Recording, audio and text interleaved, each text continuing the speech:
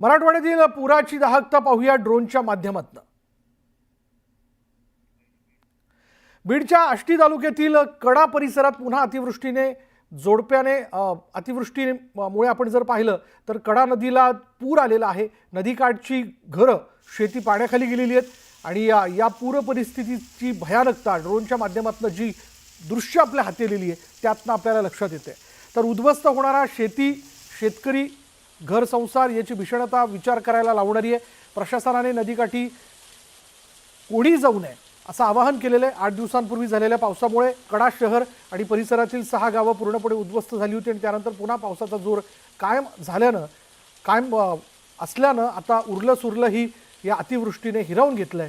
त्याची दृश्य या ड्रोनच्या माध्यमातून पाहायला मिळतात।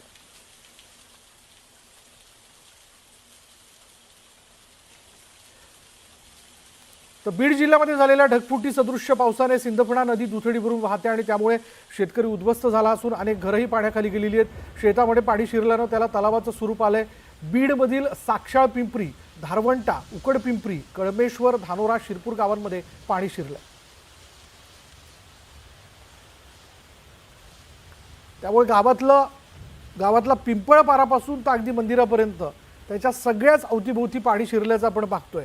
नदीने रौद्ररूप धारण केलंय। ती जोरदार तर वाहते पण पात्राच्या बाहेर हे पाणी जे आहे ते येऊन शेतामध्ये घुसलं।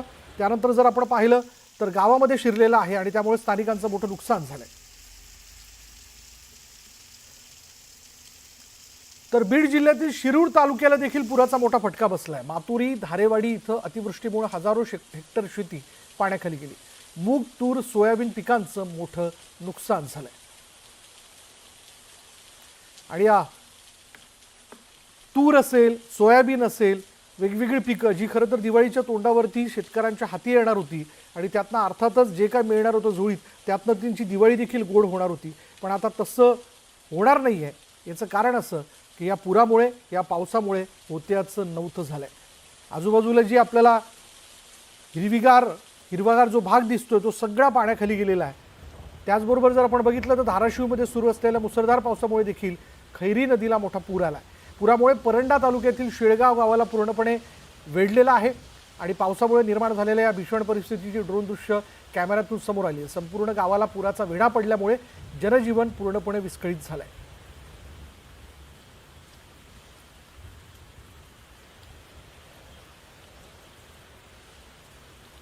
तर धाराशिव जिल्ह्यातल्या परंडा तालुक्यातील चांदणी धरणात पाण्याची मोठी आवक होते। यामुळे धरणाच्या दरवाजातून विसर्ग सुरू आहे। चांदणी नदीच्या पातळीत वाढ झाली असून नदीकाठच्या परिसराला धोक्याचा इशारा देण्यात आलाय। नदीच्या आजूबाजूचा परिसर पाण्यानं वेढलाय आणि त्याचीच ही दृश्य आहे ज्यात आपण जर पाहिलं तर या पुलावरनं खरं तर वाहनांची ये जा होते, पण या पुलावरनं देखील आता पाणी वाहतंय। त्याच्यामुळे म्हणजे या पुलाने ज्या 2 गावांना जोडलेलं आहे त्या दोन्ही गावांचा संपर्क जो आहे तो यामुळे तुटलाय। बंधाऱ्यावरनं देखील जोरदार पाणी वाहताना दिसतंय। काही ठिकाणी पाण्याचा विसर्ग हा धरणातून वाढवण्यात आलेला आहे, कारण धरण क्षेत्रामध्ये जोरदार पाऊस झालेला आहे। अर्थात पाण्याचा विसर्ग वाढवल्यामुळे नदीकाठच्या गावांना देखील याचा फटका बसलाय, कारण हे पाणी पात्राबाहेर येऊन शेतात शिरलं, लोकांच्या घरात शिरलंय। तर सोलापूर जिल्ह्यात मध्यरात्री झालेल्या तुफान पावसामुळे सीना नदीला पूर आलाय। मोहोळ, दक्षिण सोलापूर आणि उत्तर सोलापुरातील तालुक्यांना महापुराचा मोठा धोका निर्माण झाला।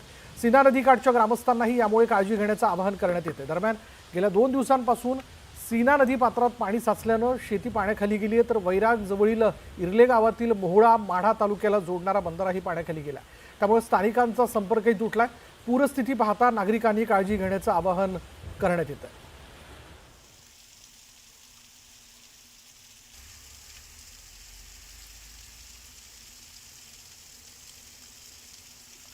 तर जालना जिल्ह्यातल्या अनेक भागात मुसळधार पावसामुळे शेती पिकांचं मोठं नुकसान झालं। जिल्ह्यातल्या 10 महसूल मंडळात अतिवृष्टी झाली आहे। बदनापूर तालुक्यातील काही गावांमध्ये अतिवृष्टी झाली असून शेती पिकांचं मोठं नुकसान झालंय। बदनापूरसह सेलगाव, वाकुर्डी, माहेर, भायगाव या भागात पावसाचा मोठा फटका बसला।